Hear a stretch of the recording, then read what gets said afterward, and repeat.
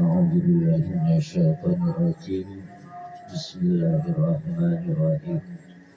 الحمد لله رب العالمين وبه نستعين على أمور الدنيا والدين والصلاة والسلام على رسول الله وعلى آله وصحبه ومن والاه. أما بعد قال الله تعالى في كتابه الكريم أعوذ بالله من الشيطان الرجيم. بسم الله الرحمن الرحيم. سبحانك لا علم لنا إلا ما علمتنا إنك أنت العليم الحكيم. وقال رسول الله صلى الله عليه وسلم اطلب العلم من المهدي إلى المهدي. صدق الله العظيم. Bismillahirrahmanirrahim. Qala al-musannifu hadha kitab wa nafa'ana bihi minal kitabi wa ulumihi fi darain amin ya rabbal alamin ya mujidas salim.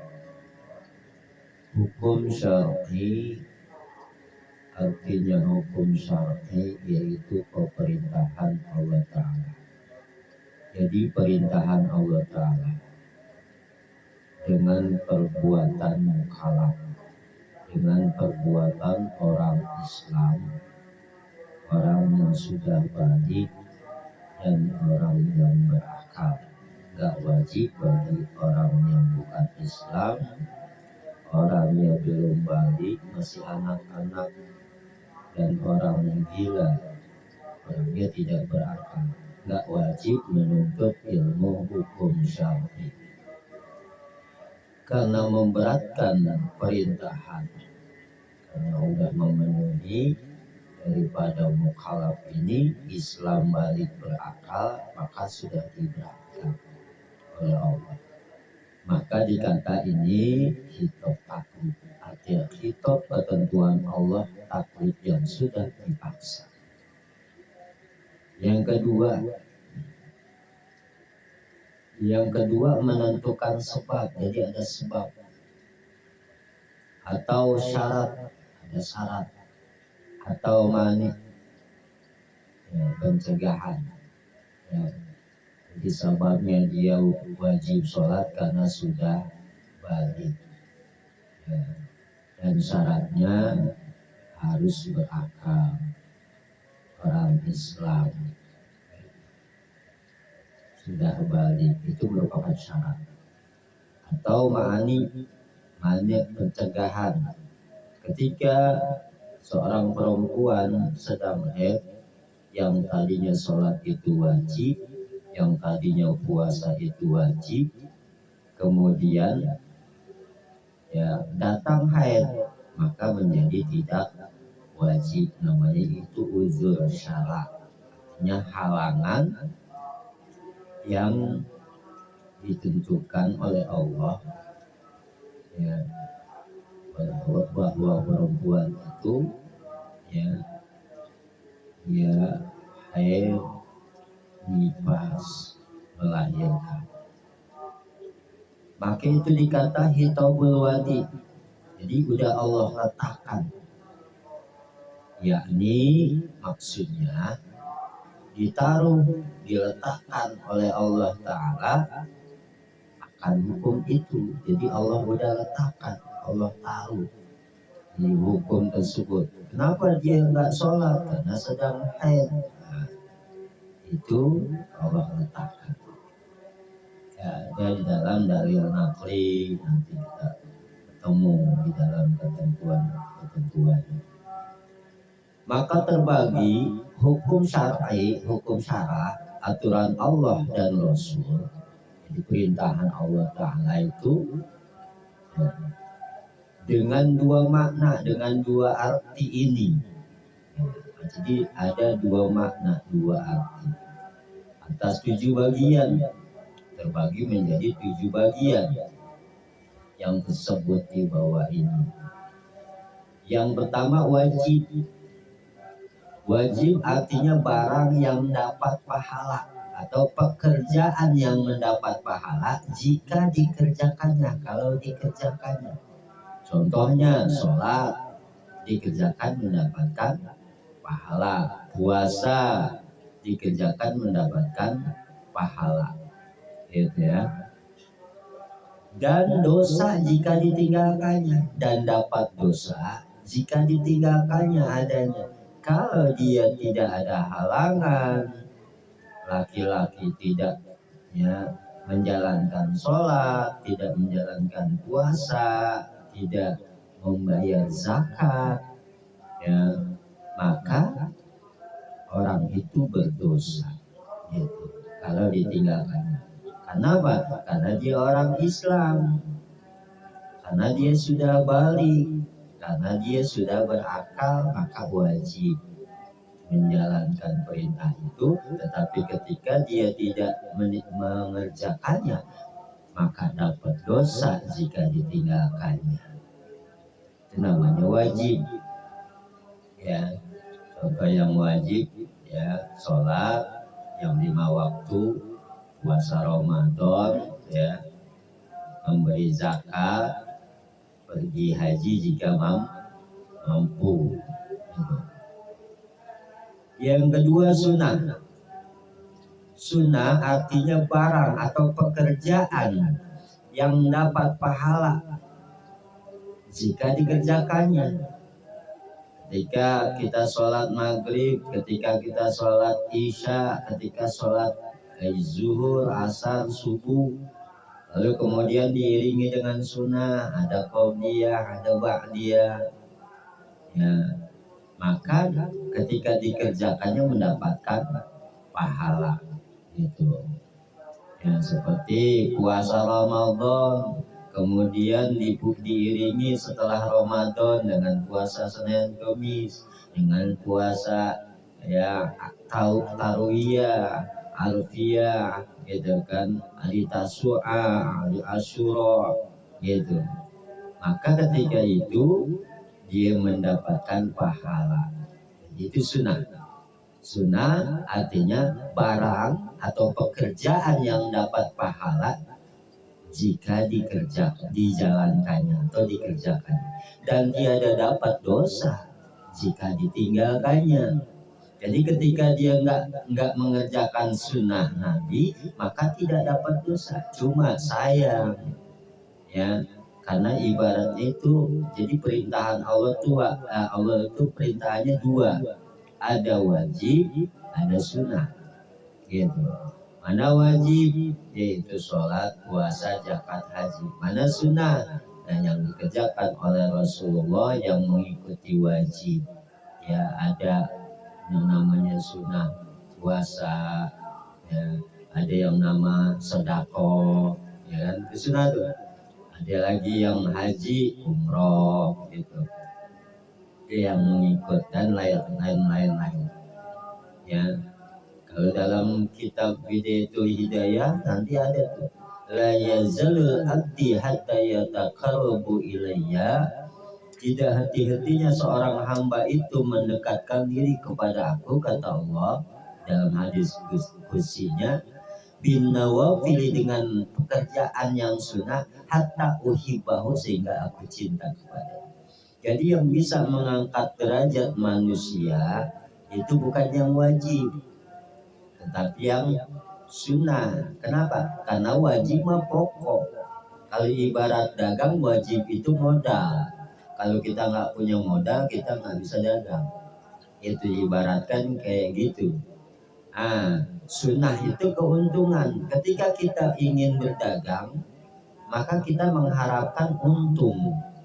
Begitu juga ketika kita ibadah, sholat yang wajib, puasa wajib, zakat wajib, haji yang wajib, kemudian diiringi dengan sunnahnya, ya, maka ya keuntungan akan kita raih, gitu. Dan Allah angkat tuh derajat kita. Ya lafa'illahul ladina amanu minkum waladina utul ilmi darajat. Allah akan mengangkat orang yang berilmu beberapa derajat.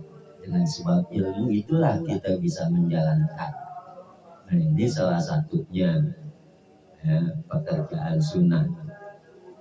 Ya, kalau dia nggak ngerjain, dia nggak dapat dosa, cuma biasa-biasa aja, Ya bahasanya nanti Allah taruh surganya di tempat yang biasa-biasa aja, gitu kan. Tapi kalau dikerjain semua, maka fasilitasnya VIP, ya, yang paling mewah dikasih, ya kan. Ya, bidadarinya, kemudian gedung-gedungnya juga, kemudian di situ di ya dikasih pelayan. Kita tinggal duduk aja, namanya tamu Allah, namanya tamu kan dijamu. Jadi kita tetamu Allah nanti itu kalau kita menjalankan yang wajib dan menjalankan yang sunnah. Yang ketiga haram. Haram artinya ya barang yang dapat dosa, artinya pekerjaan yang dapat dosa jika dikerjakannya. Kalau dikerjakan ya maka dapat dosa dia. Contoh ya, dia mengerjakan tidak sholat maka dapat dosa. Kemudian dia mencuri, dia makan riba yang Allah larang, ya, karena tidak di dalam Al-Quran ada seribu perintah Allah, ada 1000 larangan Allah, ada 1000 janji Allah, ada 1000 ancaman Allah, ada kisah, ada tasbih, zikir dan sebagainya. Itu yang di dalam Al-Quran ada 6.666 ayat, itu dibagi-bagi. Gitu. Ada ayat perintahan, ada ayat larangan, gitu ya. Ada ayat janji Allah buat orang yang takwa, ada ancaman Allah buat orang yang berdosa, nah itu.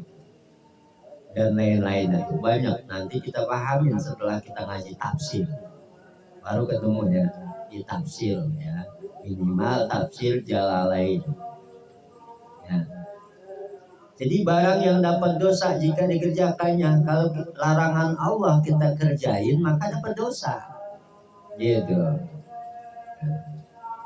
Dan dapat pahala jika ditinggalkannya. Kalau ditinggalkan umpamanya dia minum minuman keras ya, atau dia berjudi, atau dia zina, atau dia ngelawan sama orang tua, ya kan? Itu dosa-dosa besar tuh. Dalam kitab Kabair ada 70 dosa besar. Nah, kita wajib mengetahui ilmu-ilmu itu karena banyak. Ya, ada dosa-dosa besar itu jumlahnya di dalam kitab Kabair karangan Imam Az-Zahabi ada 70 dosa besar. Kalau di dalam kitab Yawaqit Al-Jawahir 12 bab. Ya, itu dijelaskan disitu oleh Imam Syekh Abdul Wahab Asy'arani. Ya.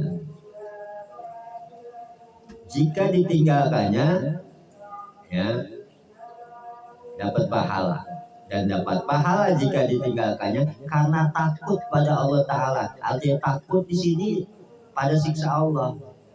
Kalau dia nanti ngejalanin, dia akan mendapatkan siksa karena itu ancaman Allah. Contoh ya, orang yang makan riba itu sholatnya 40 hari 40 malam nggak diterima, satu kali makan riba. Bagaimana kalau seterusnya?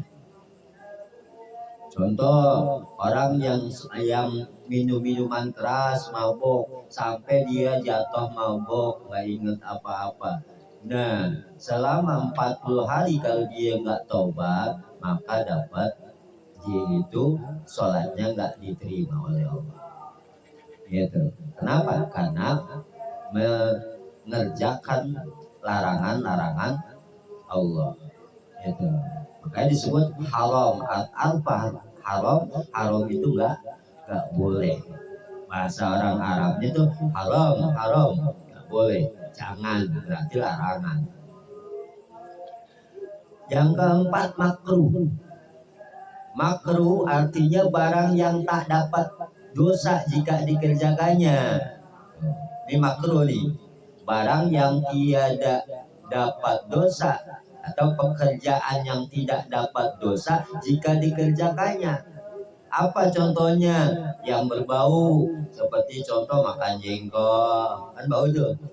Makan pete, rokok ya, bau kan? Nah, itu ya tidak dapat dosa. Ya. Tapi dibenci oleh Tuhan, dibenci oleh Allah karena mulutnya bau. Gitu kan? Jadi kalau sesuatu yang bau, bawang putih, ya kan? Ada jengkol, pete, rokok, yang bau-bau itu emang enak, tapi makruh, ya, ya makruh hukumnya, ya. Dan dapat pahala jika ditinggalkannya. Kalau dia ninggalin yang bau-bau, ya rokok dia tinggalin. Kalau bapak terus terang belum bisa ninggalin. Kenapa? Karena memang masih perlu untuk ya nyari inspirasi, gitu kan? Kayaknya kalau nggak ngerokok itu seperti kayak digebukin Cina. Jadi buat bapak tuh sebagai apa ya, obat, ya, biar nggak stres, gitu. Makanya nggak bisa ngilangin, ya beda, gitu. Karena kalau yang namanya laki-laki katanya kalau nggak merokok nggak gentleman, gitu katanya. Gitu. Cuman hukumnya makruh, gitu aja. Kalau kita mau ninggalin, kita dapat pahala jika ditinggalkannya dengan karena Allah Ta'ala, karena Allah, bukan karena manusia. Pernah bapak ninggalin, bapak dapat ngaji, punya guru namanya Kiai Haji Muhammad Siddiq di Cimanggu Bogor. Bapak ngaji ke Bogor. Kemudian ada satu kitab yang membahas, ya, nama kitab itu Fathul Mardiah. Penjelasan di dalam kitab itu menyatakan haram, nggak boleh rokok. Kenapa? Karena bau. Kenapa? Karena membuang-buang uang. Nah, apa dalilnya? Katanya innal mubajiro kana ihwani syayatin. Sesungguhnya mubajir itu saudaranya setan. Wah, serem juga nih, ya kan? Udah sempat bapak ninggalin 4 bulan. Saya ngaji sama Kiai Hasbi, ya, hari biasanya. Tadinya bapak merokok tuh ternyata enggak. Apa lalu kata guru Kiai Hasbi, ente kenapa dia enggak merokok? Ini dia lagi ngurangin. Ente kesenangan ente ngerokok, ngopi, kemudian ente enggak merokok. Gitu.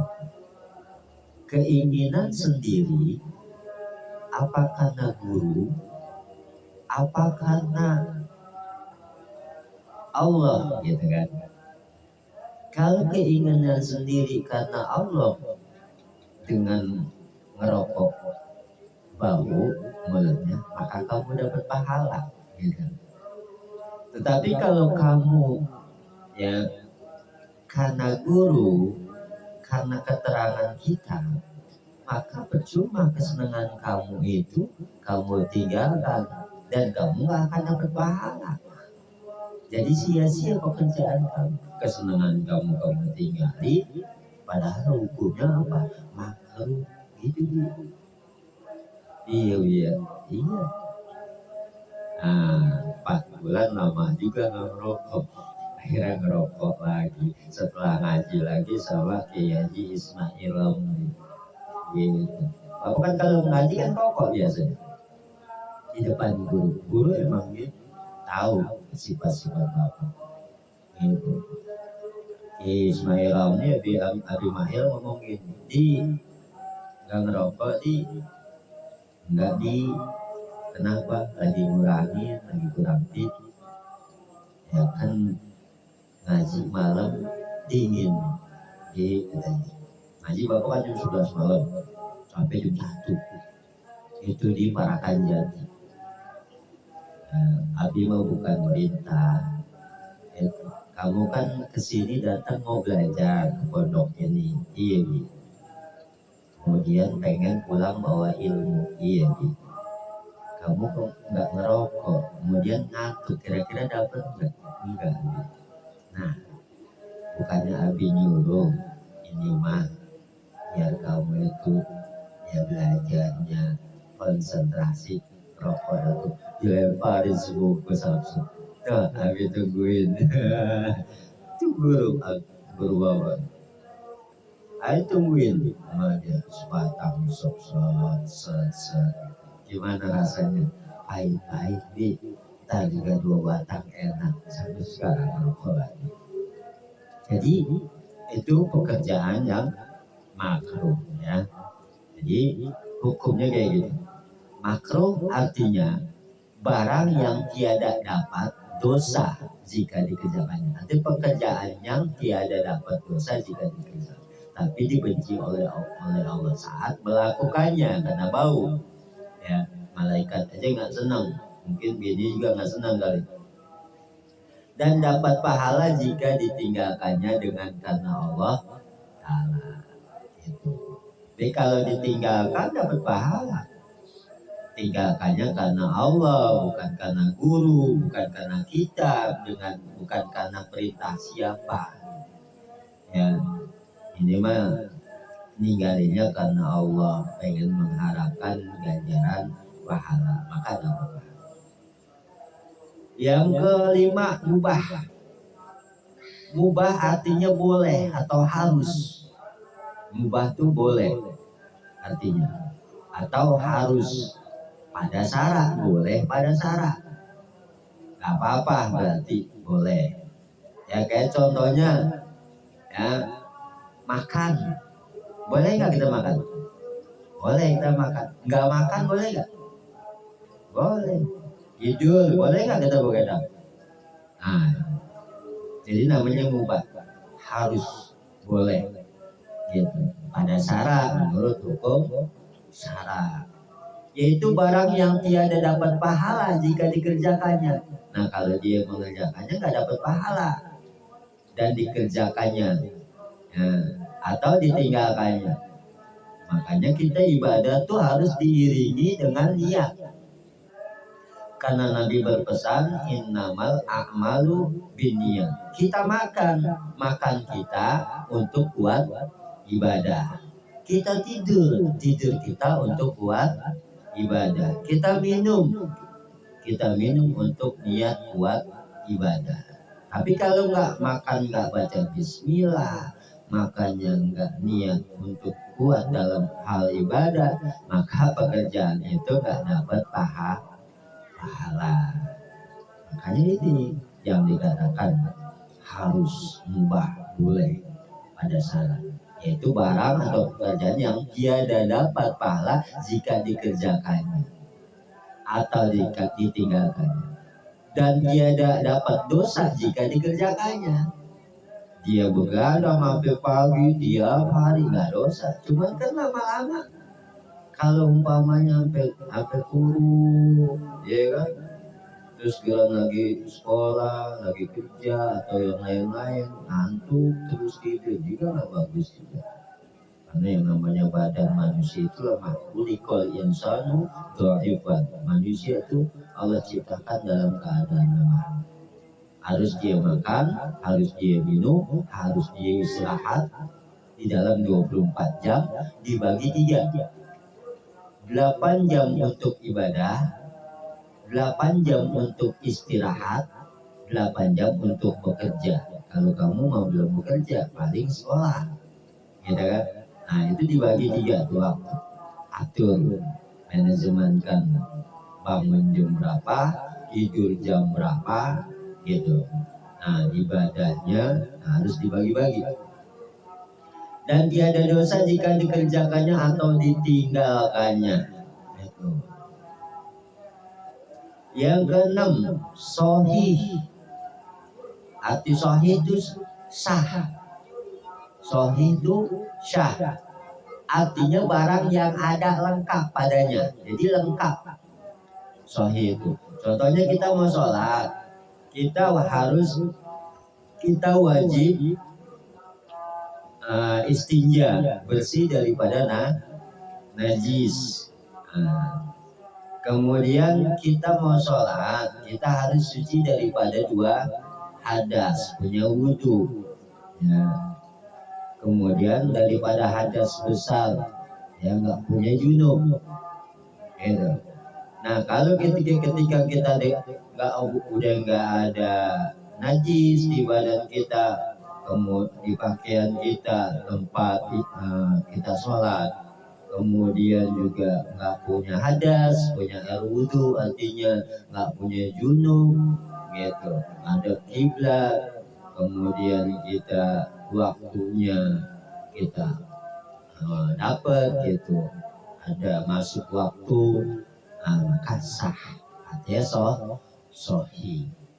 Apa sohi? Artinya barang yang ada lengkap padanya, jadi harus lengkap segala syaratnya, syarat sah sholat, syarat sah puasa, syarat sah haji, syarat sah zakat, itu ada ketentuan nanti. Maka wajib menuntut tahu, menuntut ilmu.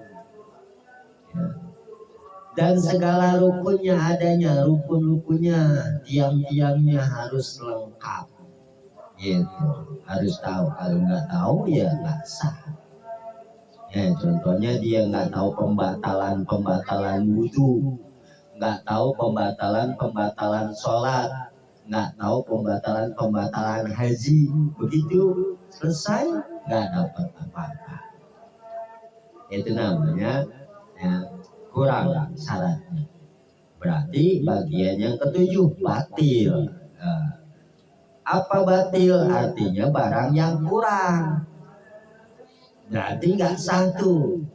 Kalau dia umpamanya nggak punya wudhu, dia sholat nggak sah. Nggak punya wudhu, ada najisnya, tadi habis cebok nggak bersih gitu, itu nggak sah. Jadi barang yang kurang syaratnya, kan syaratnya harus suci daripada najis, harus suci daripada dua hadas, ya. Harus masuk waktu. Sholat isya belum masuk waktu, dia udah sholat isya, nggak sah, namanya batil. Kurang syaratnya atau kurang rukunnya. Sholat kagak pakai ruku, langsung sujud, nah itu kan langsung habis berdiri dia sujud walaupun lupa, karena ya ruku itu rukun sholat. Kalau dia nggak ruku maka dia nggak dapat rokaat gitu. Nah ini harus wajib tahu ilmunya. Atau kurang rukunya, yaitu lawanan sohih jua adanya, jadi lawanannya sohih. Nah, ini salah satunya yaitu hukum syarat, ya. Mudah-mudahan ini menjadi pegangan buat kita dalam ibadah kepada Allah.